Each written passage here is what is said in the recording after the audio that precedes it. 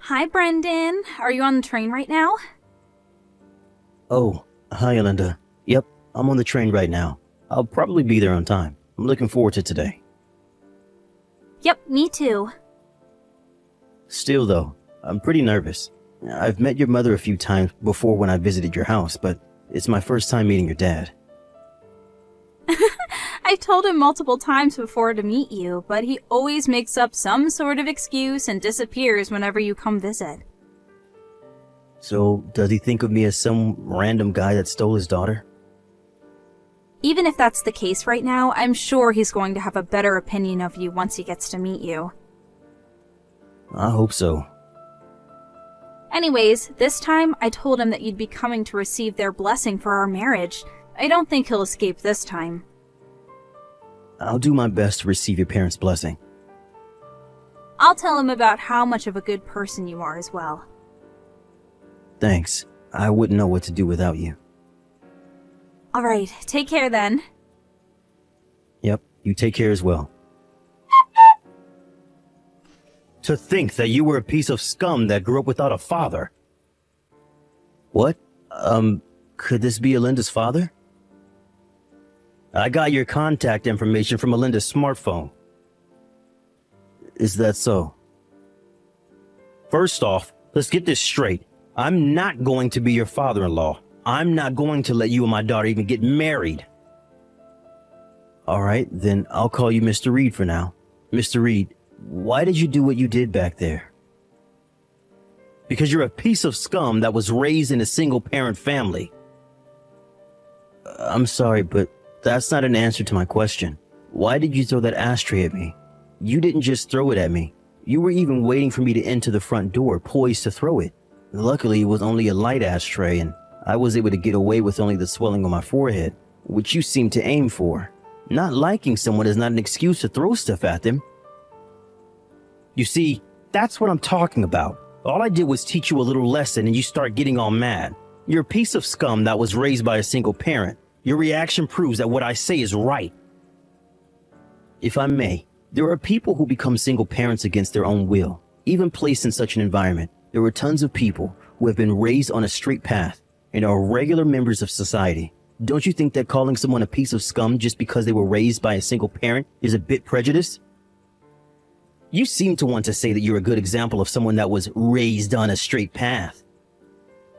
It's not like I'm overconfident, but ever since I lost my father to an illness when I was 5, my mother raised me all on her own and even paid for me until university. I respect my mother from the bottom of my heart for that, both as a parent and as a human. There it is, your mother complex. Huh? I can already see my daughter being bullied by your mother, and you not doing anything if she were to marry you. Don't you think your interpretation is a bit one-sided? If the child is a piece of scum, then the mother must surely also be a piece of scum. What? I'm not going to let you marry my daughter. Mr. Reed, is that why you're provoking me on purpose? Do you want me to get mad at your heartless insults and insult you in return, so that I might accidentally say something that will make me and Alinda break up? Well, sorry to say this, but the things you said about single parents and their children at least don't apply to me and my mother. So there's no way I'm going to lose my temper and say something compromising. Huh?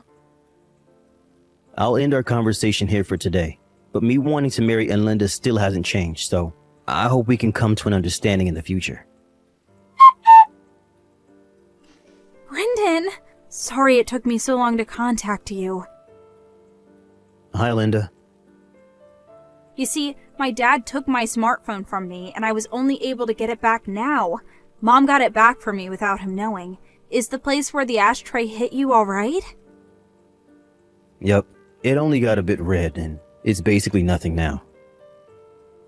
I'm glad. I'm sorry for my father. I never thought he would do such a thing. Did you hear why he's opposing our marriage?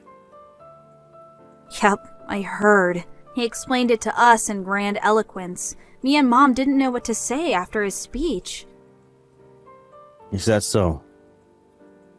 I'm so sorry. I didn't expect him to be this opposed to us getting married.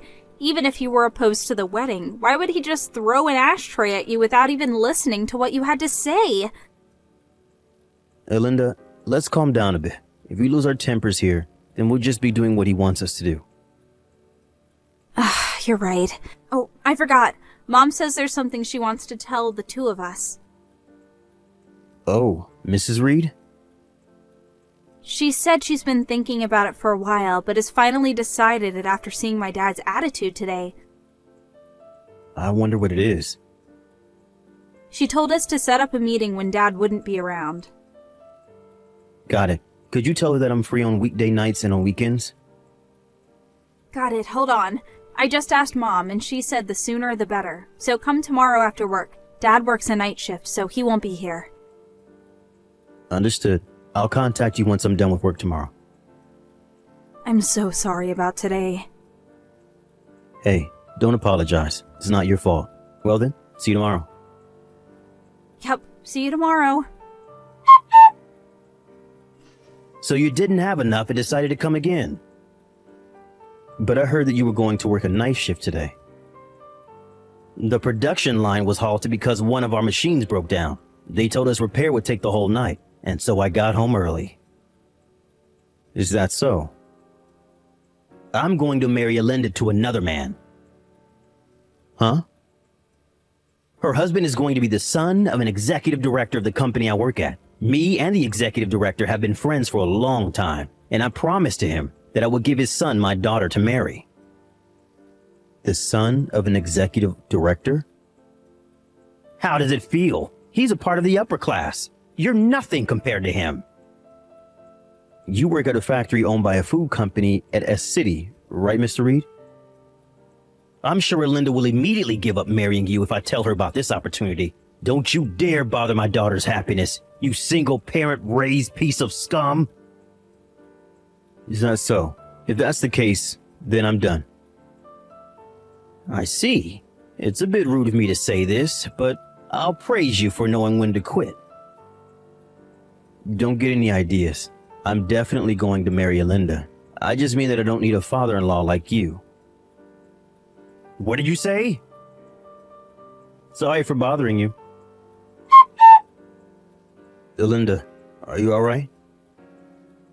Brendan, my dad. I'm so sorry again.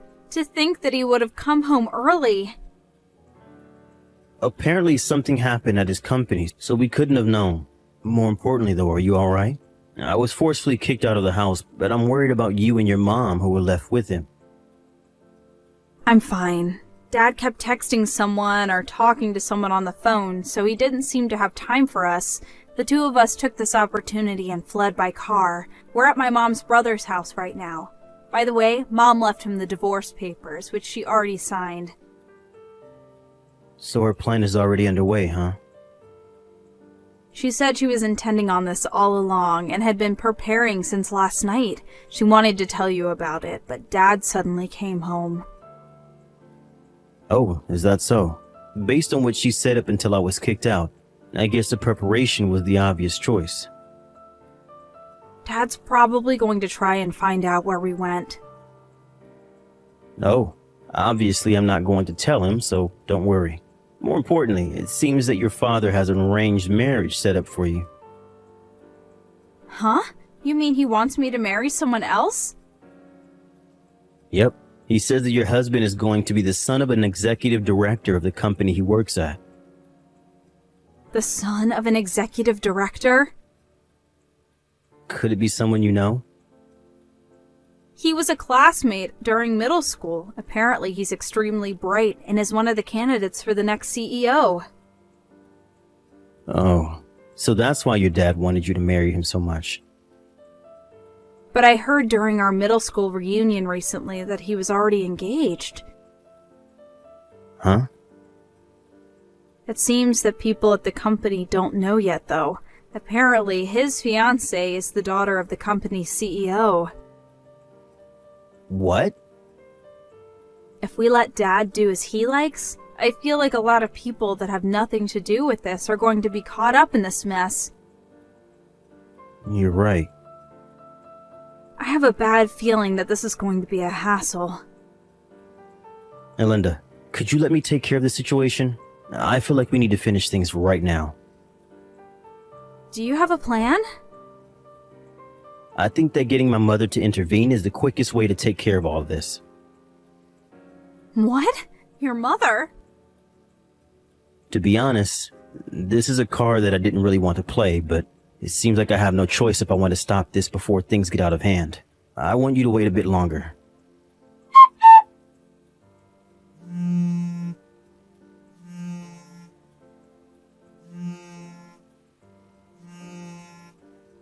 Hey, Brendan, what's the meaning of this? Why didn't you tell me sooner? Your mother was the largest owner of our company's stocks? I intended to tell you about it when I came to your house to ask you for your blessing, but you never let me in. But instead threw an ashtray right as I stepped into the front door and shoved me out.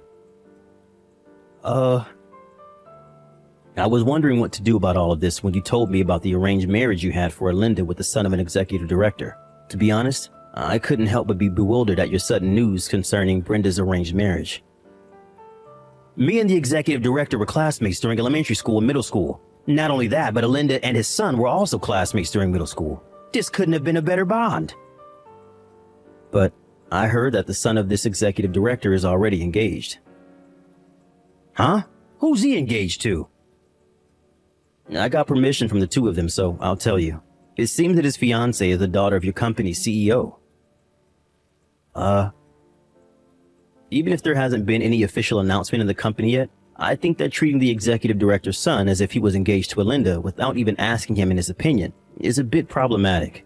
This was around the time when me and Linda got a bit worried that a bunch of people who were unrelated to our marriage might get caught up in the mess that you were about to cause, which is why I decided that I needed my mother, the company's largest stockholder, to intervene and have her tell the company about the situation. I had no idea this was happening. That's not the end of it. It seems that you were telling some of your colleagues that my daughter might get married to the son of an executive director. This eventually made its way to the ears of the CEO and of the executive director himself. Apparently, if my mother hadn't told them about the situation, this might have caused a huge commotion in the company. After all, the son of this executive director was already engaged, and to the CEO's daughter nonetheless. You're exaggerating, right? What are you talking about? Depending on how you look at it, one could say that what you did was disrupting the marriage of the next CEO and the daughter of the current CEO. So that's why I was told not to come to work anymore today. I don't know what the company is going to do with you, but it seems that you turned in the divorce papers your wife gave you to the city hall the day she gave them to you. Oh, well, that's... Linda says that she's going to cut ties with you as well. Hold on, wait! Please make sure not to get the two of them, who are now strangers to you, involved in whatever happens to you. Hold on, wait! This is not what I was intending. The divorce papers as well. I let my anger get a hold of me, which is the only reason I turned them in. I wasn't actually serious. If my wife apologizes, I'm willing to get married with her again. That sounds like a long story, am I right? Well, yes. It's an important one after all.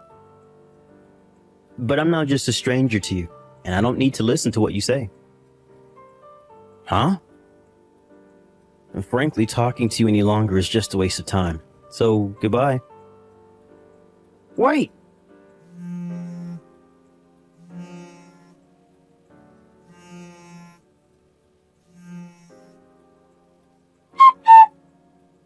A few days after this incident, it seems that Mr. Reed was told by his company to relocate somewhere far away. It seems that the people at the company have the silent understanding that that's where people go as a sort of exile. But Mr. Reed knew that he was being saved by the skin of his neck. And so, without a choice, he accepted. The next week, he set off for this remote island. Apparently, he now receives a much lower salary and is barely able to get by living on his own. Speaking of which, as he had never done any household chores in his life, he was having trouble living on his own. And so his diet was now heavily imbalanced. His room is full of garbage he's too lazy to take out, and his clothes are dirty since he didn't wash them. His personality hasn't seemed to change a bit, though, and he has no clue that the days until he's fired are numbered.